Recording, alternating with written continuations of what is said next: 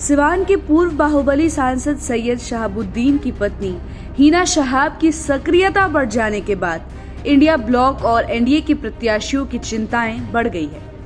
हालांकि दोनों ही गठबंधनों के नेताओं ने दावा किया था कि इस बार सिवान की सीट पर उनका ही कब्जा होगा, लेकिन स्वर्गीय शहाबुद्दीन की पत्नी हिना शहाब ने चुनाव लड़ने का ऐलान करके दोनों प्रत्याशियों का समीकरण बिगाड़ दिया है। अपने दर्शकों को यहां बता दें कि बिहार की सिवान लोकसभा सीट लगभग 3 दशक तक चर्चाओं में रही और चर्चाओं में रहने के कारण थे स्वर्गीय बाहुबली सांसद शहाबुद्दीन। कहा जाता है कि उस समय शहाबुद्दीन के सामने जल्दी से कोई व्यक्ति चुनाव लड़ने के लिए तैयार नहीं होता था, क्योंकि सबको पता था कि उनके खिलाफ चुनाव लड़ने वाले की हार होनी निश्चित है। शहाबुद्दीन यहां से 2 बार विधायक और 4 बार सांसद रहे। 1990 में वो जीरादेई विधानसभा क्षेत्र से निर्दलीय विधायक बने थे, जबकि 1996 से लेकर 2009 तक सांसद रहे। कुछ मामलों में उन्हें सजा हो गई, जिसकी वजह से कोर्ट ने उनके चुनाव लड़ने पर रोक लगा दी थी। फिर भी उनकी पत्नी चुनाव लड़ती रही। 2021 में कोरोना के दौरान शहाबुद्दीन का दिल्ली में इलाज के दौरान मौत हो गई थी। उनकी मौत के बाद भी उनकी पत्नी राजनीति में सक्रिय रही। शहाबुद्दीन के जीवित रहते हुए हिना ने अपना पहला चुनाव 2009 में लड़ा था, लेकिन वो चुनाव हार गई थी। उसके बाद राजद के सिंबल पर 2014 और 2019 का लोकसभा चुनाव लड़ी, लेकिन उन दोनों चुनावों में भी उन्हें हार का मुंह देखना पड़ा। इस बार राजद ने उन्हें टिकट नहीं दिया है।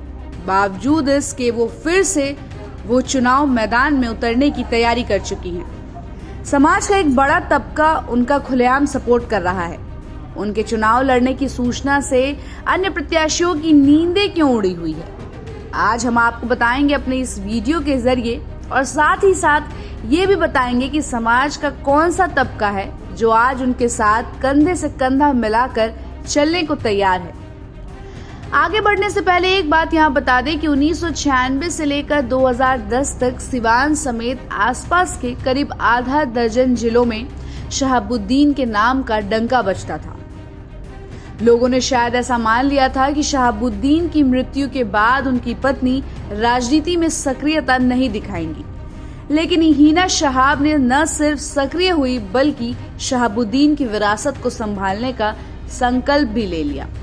एनडीए की तरफ से ये सीट जेडीयू के खाते में आई है और जेडीयू ने पूर्व विधायक रमेश सिंह कुशवाहा की पत्नी विजय लक्ष्मी को अपना उम्मीदवार बनाया है, जबकि इंडिया ब्लॉक में शामिल राजद ने पूर्व विधानसभा स्पीकर अवध बिहारी चौधरी को अपना प्रत्याशी घोषित किया है। सिवान में इस समय 18 लाख से ज्यादा वोटर हैं, जिसमें मुस्लिम लगभग 3 लाख, यादव लगभग 2.5 लाख, कुशवाहा लगभग 1.25 लाख, सवर्ण वोटर लगभग 4 लाख, जबकि साहनी और अन्य वोटर 3 लाख के आसपास है।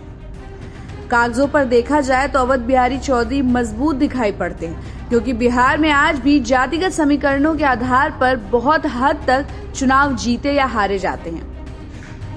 ऐसे में माना जाता रहा है कि अवध बिहारी चौधरी के साथ भारी संख्या में मुस्लिम और यादव मतदाता जाएंगे। वैसे अवध बिहारी चौधरी खुद भी यादव बिरादरी से बिलोंग करते हैं। भाकपा माले उनके साथ हैं और सबको पता है कि सिवान जिले में भाकपा माले के कार्यकर्ताओं की संख्या लाखों में है। ऐसे में पूरी संभावना है कि भाकपा माले के सभी सदस्य और समर्थक अवध बिहारी चौधरी को ही वोट करेंगे, लेकिन हिना शहाब जिस तरह सक्रिय है, उसे देखते हुए इस बात की आशंका अंत तक बनी रहेगी कि मुस्लिम मतदाता हिना शहाब के साथ जा सकता है, जबकि स्वर्ण बिरादरी आज उनके साथ खड़ी है। अगर ऐसा होता तो अवध बिहारी चौधरी को नुकसान उठाना पड़ सकता है। दूसरी तरफ जदयू की प्रत्याशी विजय लक्ष्मी कुशवाहा बिरादरी से बिलोंग करती हैं। इस बिरादरी की वोटें भी सिवान में अच्छी खासी हैं। संभावना यही जताई जा रही है कि कुशवाहा बिरादरी विजय लक्ष्मी के साथ जाता हुआ दिखाई देगा। एनडीए का सहयोगी होने की वजह से बीजेपी का कोर वोटर इनके साथ जा सकता है, लेकिन सबसे बड़ी बात यह है कि स्वर्ण बिरादरी, खास करके जो राजपूत बिरादरी है, वो बीजेपी का वोटर रहा है, लेकिन आज वो खुलेआम हिना शहाब को सपोर्ट कर रहा है। ऐसे में अगर राजपूत बिरादरी और कुछ ब्राह्मणों ने हिना शहाब को वोट कर दिया तो विजय लक्ष्मी की मुश्किलें और बढ़ जाएंगी। यहाँ एक बात स्पष्ट है कि सिवान लोकसभा सीट पर हिना शहाब की जीत तो नहीं हो सकती, लेकिन वो दोनों प्रत्याशियों की टेंशन वोटिंग के दिन तक बढ़ाती रहेंगी। देखा जाए तो फिलहाल सिवान लोकसभा सीट त्रिकोणीय मुकाबले में फंसती हुई दिखाई दे रही है।